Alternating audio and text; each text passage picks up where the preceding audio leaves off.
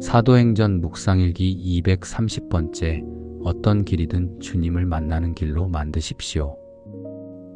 사도행전 17장 26절에서 27절 말씀. 그분은 인류의 모든 족속을 한 혈통으로 만드셔서 온 땅 위에 살게 하셨으며 그들이 살 시기와 거주할 지역의 경계를 정해 놓으셨습니다. 이렇게 하신 것은 사람으로 하여금 하나님을 찾게 하시려는 것입니다. 사람이 하나님을 더듬어 찾기만 하면 만날 수 있을 것입니다.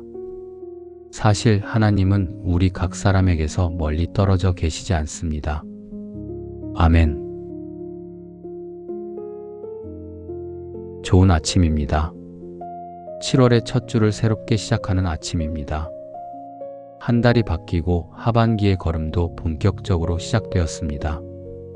마음이 조금 무겁게 느껴질 수도 있고 다시 잘해보고 싶은 기대가 생길 수도 있습니다. 오늘은 너무 멀리 보느라 지치지 않으셨으면 좋겠습니다. 주님께서 오늘 내게 맡기신 하루를 성실히 걷게 하시고 우리의 가정과 일터와 삶의 자리마다 필요한 힘과 지혜를 더해 주시기를 바랍니다.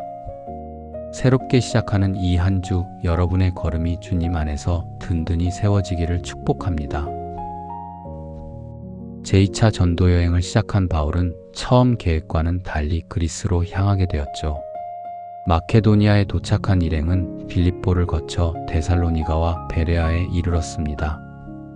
선교 활동은 순조롭지 않았습니다. 가는 곳마다 강력한 저항에 부딪혔고 목숨의 위협을 받았습니다. 그렇게 도망치듯 바울은 일행과 떨어져 이제는 아테네에 도착합니다. 오늘 본문은 그 아테네에서 선포한 말씀입니다. 바울은 아테네에서 당대 최고의 철학자들과 마주했습니다. 그러나 주눅들지 않았습니다. 그는 인간의 손으로 만든 신이 아니라 모든 사람에게 생명과 호흡과 모든 것을 주시는 창조주 하나님을 전했습니다. 그 흐름 속에서 오늘 본문이 등장합니다. 그분은 인류의 모든 족속을 한 혈통으로 만드셔서 온 땅 위에 살게 하셨으며 그들이 살 시기와 거주할 지역의 경계를 정해 놓으셨습니다.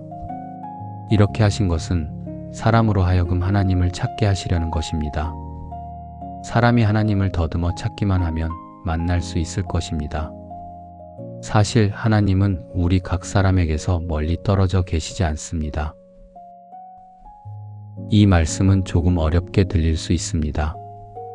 그러나 당시 상황을 생각하면 뜻이 선명해집니다.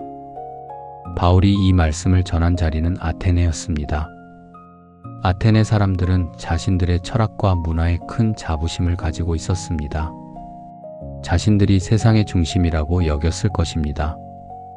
그런 사람들 앞에서 바울은 선포합니다. 모든 인류는 한 하나님에게서 비롯된 존재라고 말입니다. 다시 말해 생명에는 차별이 없다는 뜻입니다. 하나님 앞에서 높고 낮은 사람이 없고 쓸모 있는 사람과 쓸모 없는 사람이 없다는 뜻입니다. 그리고 바울은 이어서 말합니다. 우리가 사는 시대와 우리가 발딛고 선 땅이 다르다고 해서 그것이 차별의 근거가 될 수 없다고 말입니다. 민족도 다르고 문화도 다르고 환경도 다르지만 그 다름은 누구를 높이고 누구를 낮추기 위한 것이 아닙니다. 더구나 지금의 자리와 형편은 영원하지 않습니다. 당대 최고의 도시처럼 보였던 아테네도 영원히 최고로 남지 않았습니다. 지금 앞서간다고 늘 앞서는 것도 아니고 지금 뒤처져 보인다고 영원히 끝난 것도 아닙니다. 어제 주일 청소년들과 이야기하다가 키 이야기가 나왔습니다. 갑자기 훌쩍 커버린 청소년부 학생들을 보며 놀라고 있는데 한 학생이 이렇게 말했습니다. 쟤는 나보다 조그마했는데 이젠 나보다 커요. 전에 키 작다고 놀리지 말 걸 그랬어요. 웃으며 들었지만 참 깊은 말이었습니다. 우리의 상황은 언제든 변합니다. 우리의 처지는 언제든 바뀝니다. 그래서 지금 가진 것으로 사람을 차별해서는 안 됩니다. 지금 없는 것으로 자신을 비관해서도 안 됩니다. 바울이 오늘 말씀에서 가르치는 핵심도 여기에 있습니다. 우리의 상황은 다르고 처지도 다릅니다. 그러나 그 어떤 자리에서도 우리는 하나님을 찾고 만날 수 있습니다. 하나님은 특별한 사람에게만 가까우신 분이 아닙니다. 성공한 사람에게만 가까우신 분도 아닙니다. 하나님은 우리 각 사람에게서 멀리 떨어져 계시지 않습니다. 우리는 추상적인 존재로 살지 않습니다. 누구나 특정한 시대를 살고 특정한 나라와 지역에 서 있으며 특정한 관계 속에서 하루를 살아갑니다. 내가 선택한 것도 있지만 선택하지 않았는데 주어진 것도 많습니다. 어떤 사람은 평탄한 길을 걷고 어떤 사람은 거친 길을 걷습니다. 어떤 사람은 풍요 속에 있고 어떤 사람은 결핍 속에 있습니다. 그러나 중요한 것은 내 처지가 지금 어떤 모습인가만이 아닙니다. 그 자리에서 하나님을 찾고 있느냐입니다. 성공하는 삶은 단순히 높은 자리에 오르는 삶이 아닙니다. 많은 것을 소유하는 삶도 아닙니다. 참으로 성공하는 삶은 내가 선 자리에서 하나님을 찾고 하나님을 만나고 하나님의 인도하심을 받는 삶입니다. 실패처럼 보이는 자리에서도 하나님의 뜻을 발견하면 그 길은 실패로 끝나지 않습니다. 다시 시작하는 길이 됩니다.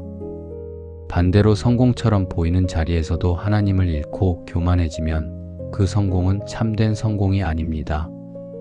겉은 높아졌지만 영혼은 낮아질 수 있습니다. 그러니 지금의 처지를 너무 자랑하지 마십시오. 오늘 가진 것이 내일도 그대로 있을 것이라고 장담할 수 없습니다. 모든 좋은 것은 은혜입니다. 은혜로 받은 것을 내 능력의 증거로만 삼으면 성공은 쉽게 교만이 됩니다. 또 지금의 처지를 너무 비관하지도 마십시오. 지금 어렵다고 해서 내 인생이 실패한 것은 아닙니다. 길이 막혔다고 해서 하나님이 떠나신 것도 아닙니다. 사람에게 인정받지 못한다고 해서 하나님께 잊힌 것도 아닙니다. 실패의 자리에서도 하나님을 찾으면 그곳은 끝이 아니라 배움의 자리가 됩니다. 기다림의 자리에서도 하나님을 찾으면 그곳은 낭비가 아니라 인내의 학교가 됩니다. 물론 이것을 운명론으로 들어서는 안 됩니다. 고통은 고통이고 불의는 불의입니다. 하나님은 고통 자체를 선하다고 부르지 않으십니다. 불의를 정당화하지도 않으십니다.